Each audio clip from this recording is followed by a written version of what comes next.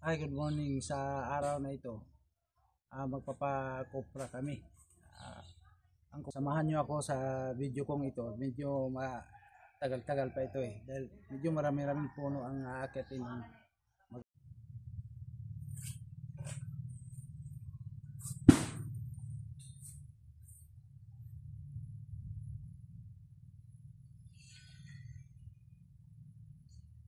Yan, pababa na naman siya. Siya lang mag-isa eh. Wala siyang kasama.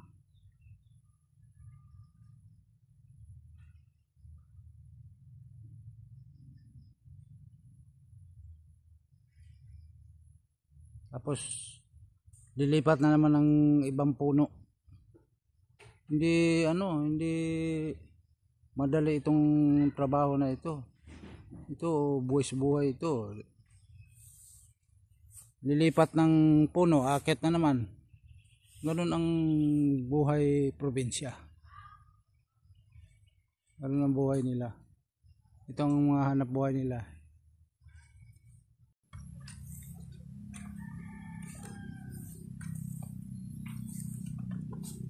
Ito, akit naman ibang puno.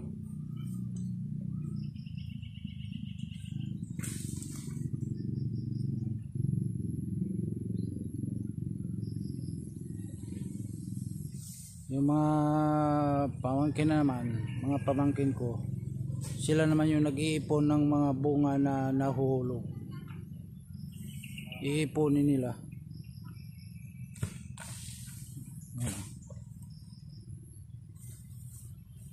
Pagkatapos nilang maipon lahat, babalatan na naman yung bunga.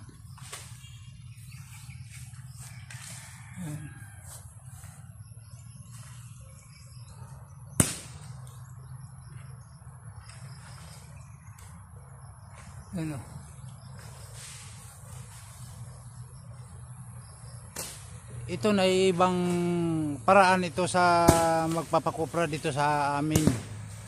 Sa ibang lugar naman iba. Nilalagyan nila ng tulay ang bawat puno ng niyog at doon sila dumadaan. Dito naman sa amin, ang kaugalian dito sa amin, inaakyat sa puno, tapos kaya yung pwede ng balatan o kukuprahin, saka ihulog. Sa ibang lugar ibang klase, may tulay o kaya sinusungkit nila yung mga bunga. Pero sa amin, nilalahitan ng karet yung bunga saka ihulog. Ang mga tao naman dito sa baba, saka nag-iipon ng bunga, iniipon. Tapos pagkatapos, babalatan yung mga bunga, bukod yung balat at bukod yung laman, saka kikiluhin. Kiluhan ang binta dito eh. Hindi nakagaya sa yung tradisyon ng araw na kukuprahin pa, yung susunugin yung yung parang lulutuin yung kupra. Dito sa amin iba ang style na ngayon. Babalatan yung niyog, tapos bukod yung balat, bukod yung laman, saka kikiluhin. Ganon ang kuprahan dito sa amin.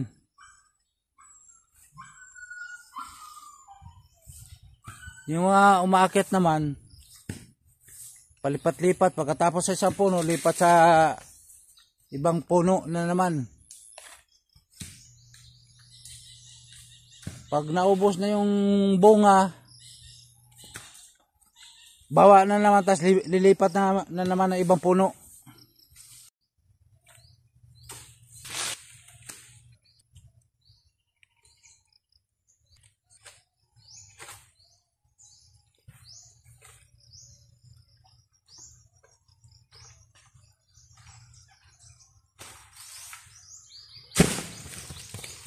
Yun. Yun yung iniipon nila kasi nagtatalsikan eh. Yan.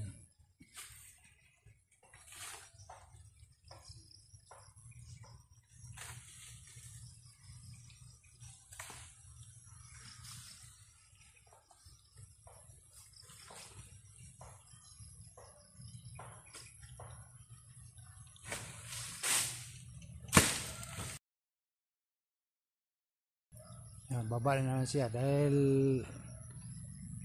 ubos na eh.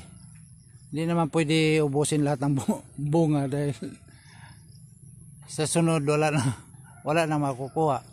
Kaya sa sunod meron na namang ihulog. Every ano to eh, tuwing 3 buwan. Ngayon, July, August, September, October, ano na naman ito? Mag-aakyat na naman.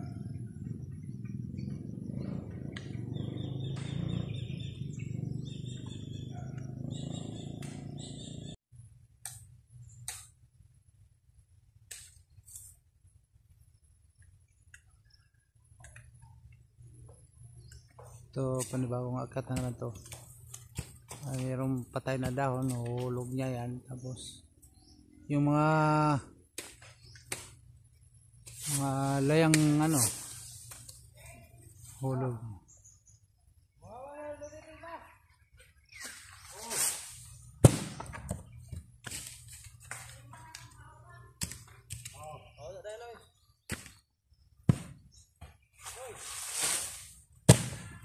Talsikan pagka nahulog.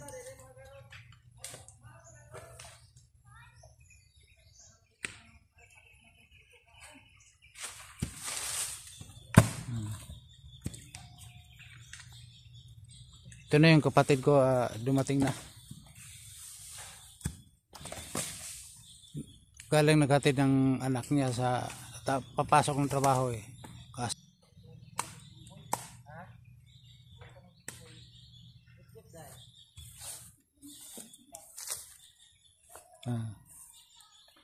Parang pa siya ngayon lang siya dumating.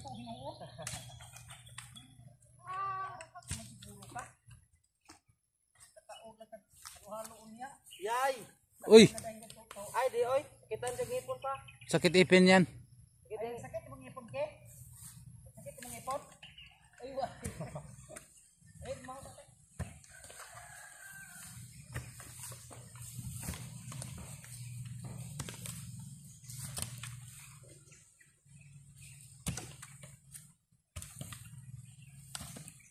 Ganito ang buhay namin dito pagka nagpasaka o kaya ito yung tawag nagpasaka ng niyog para kukuprahin.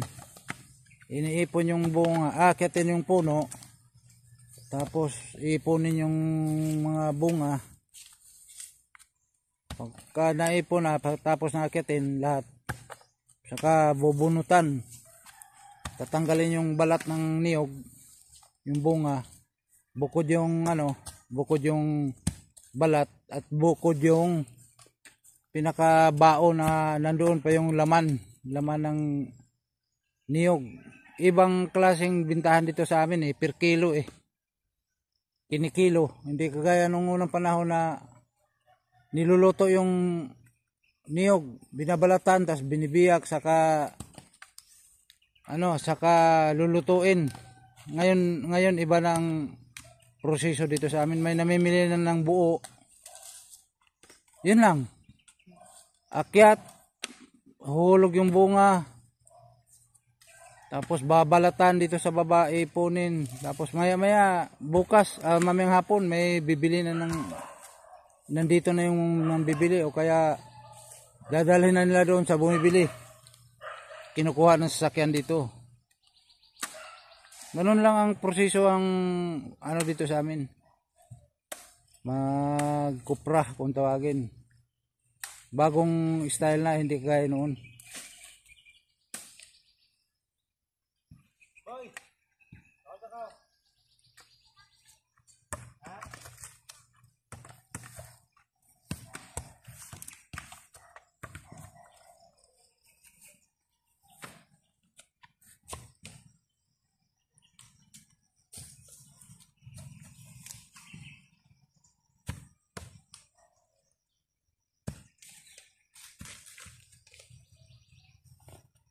Ganito ang style dito sa amin. Pag hulog ng bunga, magtatalsikan yan.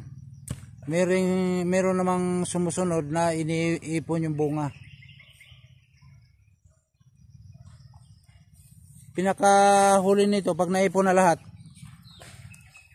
Yan, babalatan na.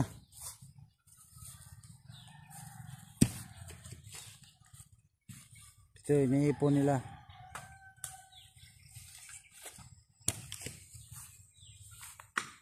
Marami pang puno na akyatin itong mga akyat. Kumain pa nag-aalmusal pa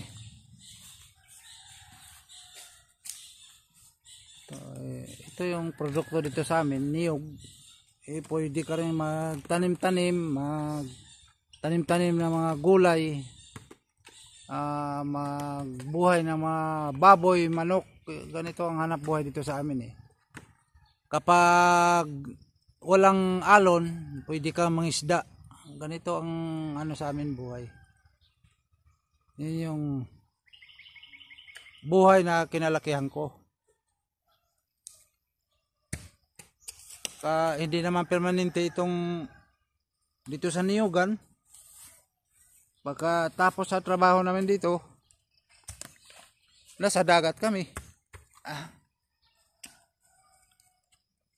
Nangingisda kami. Yan ang trabaho namin dito.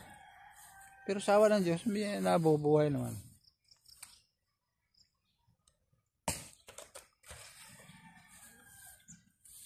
Ito, iniipon nila yung bunga. Maya maya naipon na ito. Pinag-isa lang nila. Kasi nagtatalsikan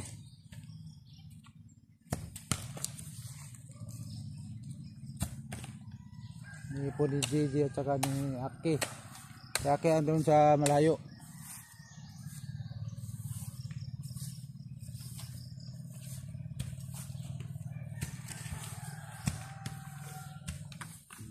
Unti-unti nang dumarami yung bunga na hulog, iniipon na nila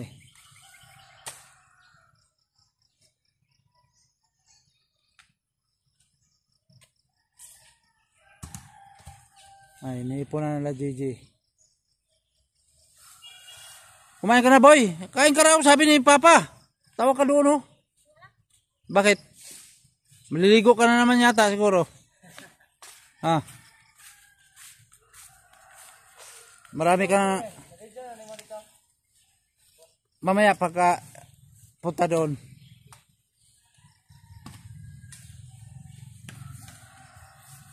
Yung puno na yan.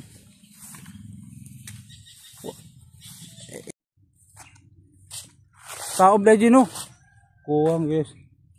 Ito yun. Ito yung tinanim kong kahoy nung araw. 3 taon na nakalipas siguro. 3 taon. Ito na siya. Natumba nung bagyo Pati yun, Jay? Asiko na. Ito siya. Nga to gapon to. Kahoy na ito. Ayun? Ito. Umarang sa ilog. Mga kapayas. Kan-on nilagay daw. Nitubol nga da? Dilit. Ibang klaseng papaya. Meron bang papayang violet? Ibi dito di. Oo. Yan, magkata. Namuka.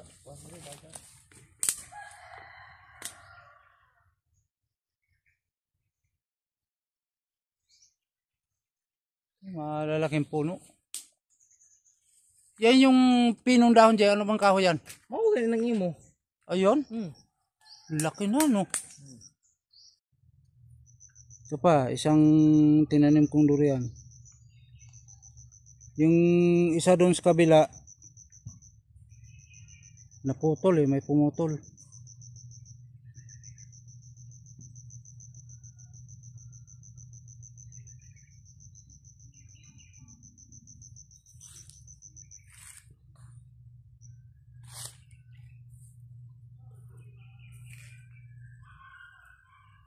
Po.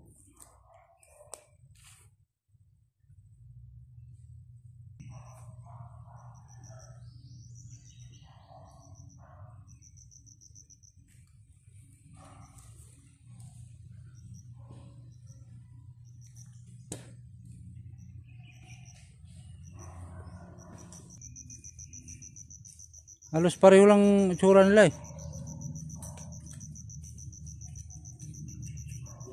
Biyabas?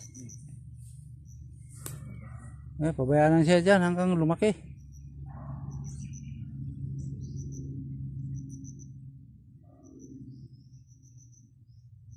Ang bilis lumaki itong antipo na to. Kauot na. Ha? Kauot. Kaot na?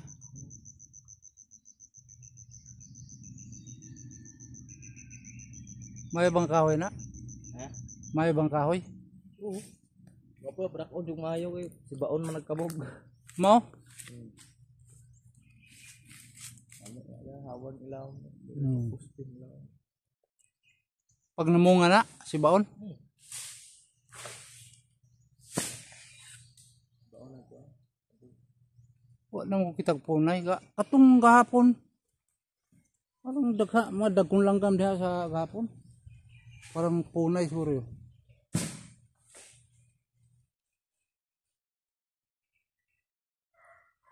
Tagpunay daghan niya la. Umakyat sila sa niyog, kinukuha yung mga bunga ng niyog. Iniipon ng mga kapatid ko at saka pamangkin ko.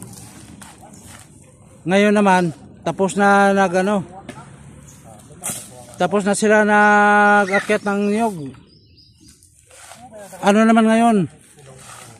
Binabalata naman ngayon yung niyog, nagbubunot na naman sila. Ito. Hinihiwalay yung balat ng niyog. Tapos hinihiwalay yung laman, yung bunga ng niyog ba, hinihiwalay. Pati, kasi iba ng bintahan ngayon dito, per kilo. Tapos, buo na ang bintahan. Ito, buo na ang bintahan. Ito, tinatapon na yung balat. Iwala yung balat sa baon na may laman. Dati kasi ang style, inaakyat sa niyog, iniipon, tapos kinukupra, binabalatan, tapos nandyan pa yung bunga, binibiyak namin, tapos nilulugit pa, tinatanggal pa yung laman. Pagkatapos hinihiwalay pa yung laman sa hilaw. May luto na kasi niyan eh. Pero yung dati, magkupra dati. Ngayon, nag-level up na ngayon. Binabalatan ng niyog, hinihiwalay ang laman, hinihiwalay ang bunot. Ito. Ganito ang buhay namin dito sa probinsya. Lagi-lagi na ito. At hindi pa natin alam kung magkano ang kilo sa pag bininta na. Ay, okay ah. Okay ito kaysa dati 5 piso. Oh, dugay-dugay ka tulog-tulog. Karon na mo po ni tubo-tubo. Ano tang kuan manang ano mo to city. Oh. Sa Disyembre daw abot daw 12. Akin yung bay. Akin yun.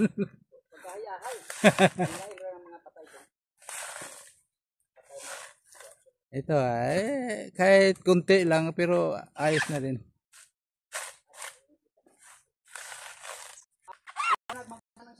Oo, tama. Pag naguwang, tama.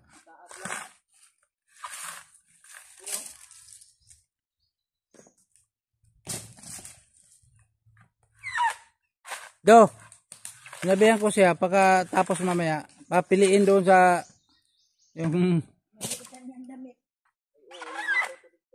mamaya pwede yung kuan ba, ang tawag ng mga mulawan? Magbaywang siguro to. Naikasya oy, may mga short, may ano. Basta may unaray ba? Mamaya. Damit kasi to sa iya. Oo, unaray ba? Oh, mga cute.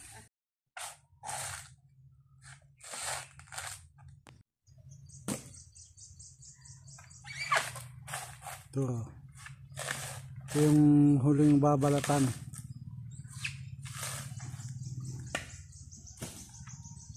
Dalawang tumpok.